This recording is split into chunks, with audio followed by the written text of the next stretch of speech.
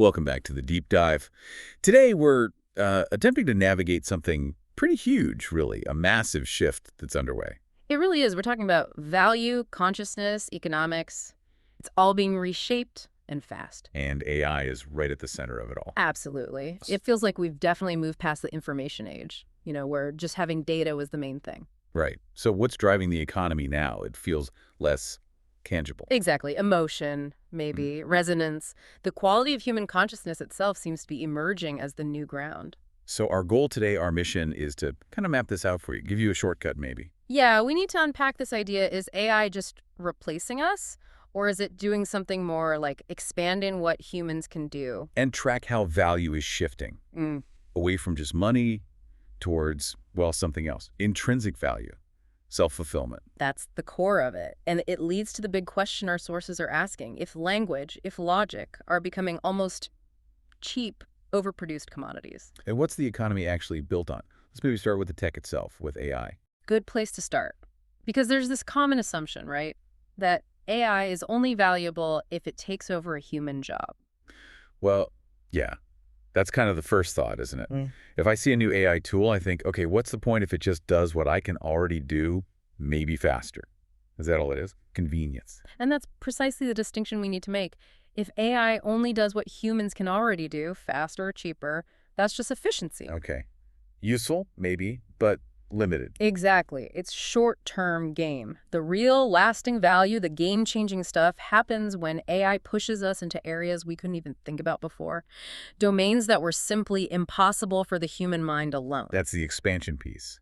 Not replacement, but extension. Yeah. Discovery. Yes, efficiency versus discovery. That's the key difference. Okay, you say impossible domains. Give us some concrete examples. Where is AI actually breaking the limits of human intuition right now? Right, let's make it tangible. Our sources point to about 5 key areas where AI offers these unique, sort of impossible capabilities. First up, discovering unknown laws. Unknown laws. What does that mean in practice? Well, humans are great at combining known things in new ways.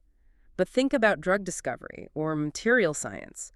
AI can analyze molecular patterns, combinations on a scale that's just computationally impossible for a human brain or even teams of humans. So it's seeing patterns we can't. It's more than that. It generates hypotheses about, say, new drug compounds or the hidden causes of side effects that completely break our existing understanding. It's like discovering new rules of the game we didn't even know existed. Wow. Okay, so it's not just finding the needle in the haystack, it's questioning the haystack itself. What's number 2? Second is unpredictable creation. We hear a lot about generative AI just mimicking styles. Yeah, like copying artists or writers. But its deeper power lies in fusing cultural data points that a human would likely never connect.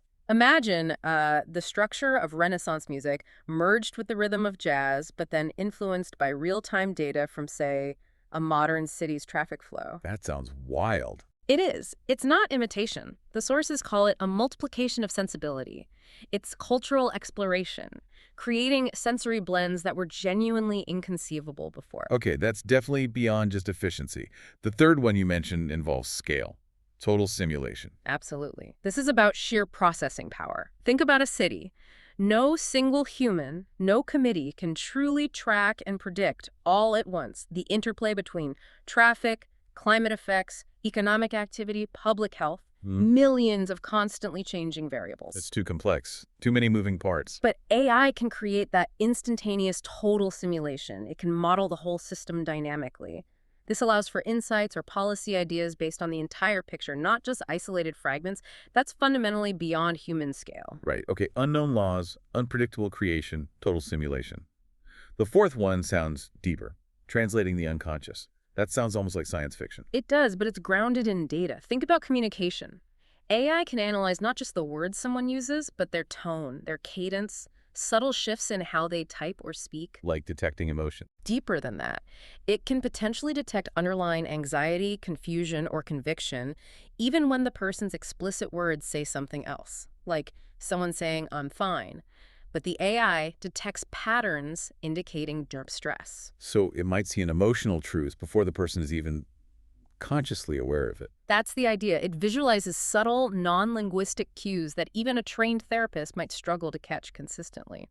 It's accessing a layer beneath conscious expression, but we have to be careful here. of course. Of course. The potential for misuse is Yeah. significant. Okay, and the fifth one, fusion of intelligence. You mean the LLM itself? Exactly. The large language model, the thing powering many of these tools, is itself a kind of fusion. It's not just a database of the internet. Hello, so? It synthesizes vast amounts of global knowledge, cultural context, different ways of expressing ideas, all into a unified, well, a thought partner almost, an extension for an individual's mind. So it's more than information retrieval. It's like a new kind of cognitive entity we can interact with.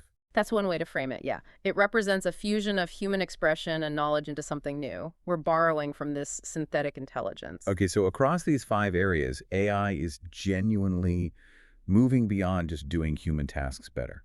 It's expanding our reality, our creativity, our understanding. That's the argument, from replacement to expansion. And if AI can analyze culture and emotion on this scale, well, that brings us to the next big piece. How is emotion itself being understood or even designed? What patterns are emerging? This is where it gets really fascinating and connects to the economy. The sources draw the surprising line between 3 very different things. Okay, I'm intrigued. What are they? The song Fly Me to the Moon, The Sinatra Standard. Okay. Christian Lassen's paintings, the hyperreal dolphins, perfect waves, sunsets. Ah, yes. Very. 80s, 90s. Very idealized. Correct. Got it. And the third? Starbucks, specifically their corporate management strategy. Hold on. A jazz song? Those specific paintings in Starbucks? What on earth connects those? That feels like a real stretch. It does at first, but the connection, according to the analysis, is that they all master the power to design emotion. They create a specific, carefully balanced emotional world, Balanced out. balanced precisely between longing or aspiration and security or comfort. They hit this perfect middle ground. Okay. Unpack that. How does Fly Me to the Moon do that? Well, it expresses this longing, right? Fly me to the moon, let me play among the stars. It's aspirational, romantic. But the music itself, the melody, the harmony, it's often smooth, comforting, familiar. It gives you the dream, but wraps it in safety. Okay, I can see that. Aspiration without anxiety. What about the Lassen paintings? They create the sea of dreams. It's recognizable as Earth, as the ocean, but it's cleaner, brighter, more perfect than reality. The dolphins are always leaping joyfully. It's reality plus an ideal. You get the beauty without the grit or danger of the real ocean. Right. It's comfortable aspiration again. And Starbucks. How does a coffee shop fit in? Starbucks famously sells the third place experience. It's not home, not work. It's deliberately designed to be accessible, but just special enough. Not too luxurious that you feel out of place, but not so mundane that it feels like, well, just anywhere. It's your daily routine, plus a little affordable luxury, a moment of comfort, and slight elevation. So they're all engineering this specific emotional state, a safe space to dream a little. They avoid pure fantasy, which might feel disconnected or silly, but they also avoid harsh reality, which can be demotivating. Exactly. That's the core concept, designing the middle of reverie, that sweet spot. The analysis suggests that companies, artists, anyone who masters creating this intermediate emotional state, the soft place between the real and the ideal, they become incredibly powerful culturally and economically. Especially now, with AI potentially amplifying this ability to analyze and cater to emotion. Precisely. In a world saturated with information and stimuli, the ability to design this precise emotional climate becomes a primary source of value. Which naturally leads us to this idea of the resonance economy, right? Or the vibe economy, as some call it, where feeling, emotional synchronicity, starts to determine value more than traditional metrics. Yes, we see it everywhere. Vibe marketing, concepts like the vibe session, where economic data looks okay, but people feel bad, and that feeling becomes the reality. Emotion is the new currency, in a way. But resonance, or vibe, implies connection with others. Right. It depends on sharing that feeling, on external validation. That's a crucial point. Resonance is about syncing up externally. I feel this, and you feel it too, so it's valuable. But what's the next step? Does it always have to be external? You mean, what if the value comes from within? Not needing others to resonate, like self-completion or self-sufficiency. Exactly. Moving beyond, we feel this together, towards, I feel complete, centered, regardless of external validation. From a shared vibe to an internal intrinsic state. Okay, so this points towards what the sources are calling the intrinsic civilization, or a self-resonant economy. That's the proposed next phase. And this shift, if it happens, wouldn't just be economic. It would change everything. Our sources map it across 3 layers. First, consciousness structure, the mind itself. How would the mind change? It shifts from primarily reacting, which is what the resonance economy encourages, constantly responding to external signals, vibes, trends leading to burnout, to primarily observing. Observing, meaning what? More detached. Perhaps more still. Finding meaning, value, even beauty internally, without needing constant external input or validation. Non-dependent awareness, maybe. Okay, a shift in individual consciousness. What about the social structure? If everyone's internally focused, doesn't society just fragment? Sounds like isolation. That's the fear, atomization. But the idea presented is different. It's a shift away from external conformity, the pressure to sync up, the social media herd mentality, the competition of the resonance phase towards internal order, and what's called static coexistence. Static coexistence. Think of it less like isolated atoms and more like a mosaic. Society becomes composed of small, complete entities, individuals or small groups, that coexist peacefully without needing to constantly merge, compete, or validate each other. It's quiet dispersion, not chaotic isolation. The society is self-contained units. And the third layer, the economic system. How does value work then? If I'm internally sufficient, why trade? Value shifts fundamentally. We move from an economy based on external desire and exchange, the current monetary system, where something is valuable because someone else wants it and will pay for it, Right, driven by desire and market demand. to an economy based on internal sufficiency and existence value. Existence value. Can you give an analogy for that? Sure. Think about owning a house. In the current system, its primary value might be seen as its resale price, its exchange value. In an intrinsic system, its primary value might be that it provides a stable base for you to exist, to pursue internal goals, to simply be. The value is in its contribution to your state of being, not its market potential. So motivation shifts. You do things because they feel intrinsically right, fulfilling, not just because they promise an external reward or profit. That's the core idea. Fulfillment becomes the driver, not reward. Doing it because it aligns with your internal state, your existence value. Okay, wow. It's a radically different picture of society and value. But it still feels incredibly abstract. If the main driver is internal sufficiency, how does this intrinsic value ever interact with the world of commerce, of making a living? If I'm self-sufficient, why do I need an economy at all? Can you show us a real-world prototype, even a small one, of how this could actually work? It is abstract, absolutely. And this is where the sources offer a really provocative, maybe even controversial example. They point to social withdrawal, the phenomenon sometimes called hikikomori in Japan, not as a pathology, but as a potential prototype for generating value in this emerging intrinsic or resonance economy. Wait, seriously, people who withdraw completely from society are the pioneers of the next economy. That seems like a huge paradox. How does that even begin to make sense? It's the paradox that unlocks the insight, perhaps. The analysis reframes the entire process of withdrawal. Let's break it down into stages. Stage 1. Inner tuning. Okay. The withdrawal isn't seen as escape, but as a necessary act of shutting out the noise. It's deliberately creating silence to tune one's own internal frequency, to find a clear, uncorrupted personal perspective.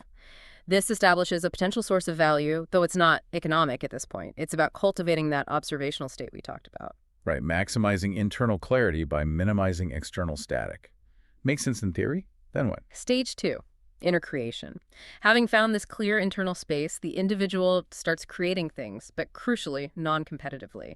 This could be AI-driven art, highly specialized niche content, online, music, coding.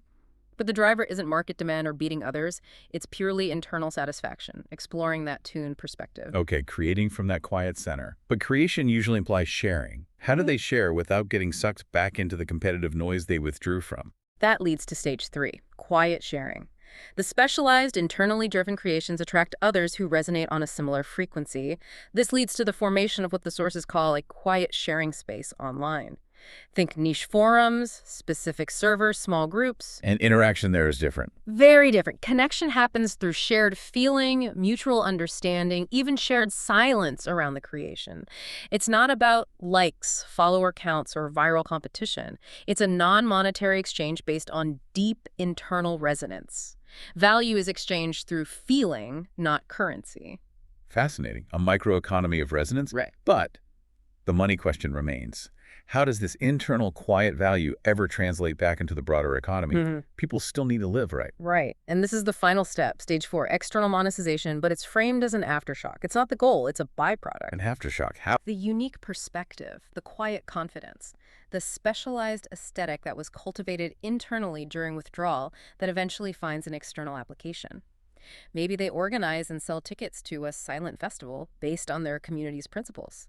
Maybe a corporation, desperate for authentic connection, hires them to consult on design or branding because their aesthetic is so unique and uncorrupted. Maybe they sell highly specialized digital content or tools developed during their inner creation phase. Ah, so the money comes after the internal value is fully formed and resonates quietly? The creation was for existence value first, and the revenue is just the echo of that value hitting the external world. Precisely. The primary drive was internal fulfillment. The external economic activity is a secondary consequence. In this model, the withdrawn individual, the hikikomori, isn't a failure of the system, but paradoxically becomes society's inner production device. Societies. Wow. Like they're incubating the quiet wisdom, the uncorrupted perspectives that the noisy, hyper-competitive external economy burns through and desperately needs to find balance. That's the provocative idea. They supply the stillness, the depth that the mainstream loses in its constant churn. That completely flips the script on traditional economics. Yeah. Okay, let's try to summarize this whole journey. We seem to be moving from an era dominated by language and rationality, where the mode was, I think, Through the current, maybe peaking era of emotion and resonance, where the mode is, I feel. towards a potential future era of the intrinsic and observing, defined by I observe. Is that about right? That captures the trajectory, yes, and value itself expands from being primarily about exchange to being about existence. Which brings us back to that duality you mentioned earlier, this whole shift towards nonverbal, feeling-based vibe communication, the stuff AI is getting good at analyzing and maybe even manipulating. It has two potential paths, right? A fork in the road. On one side, the risk of devolution, falling into unthinking, reactive, easily manipulated mob mentalities, just pure, raw, unexamined feeling driving us. A kind of collective regression, yeah. But on the other side, the potential for evolution. Developing a higher resolution, non-linguistic collective intelligence.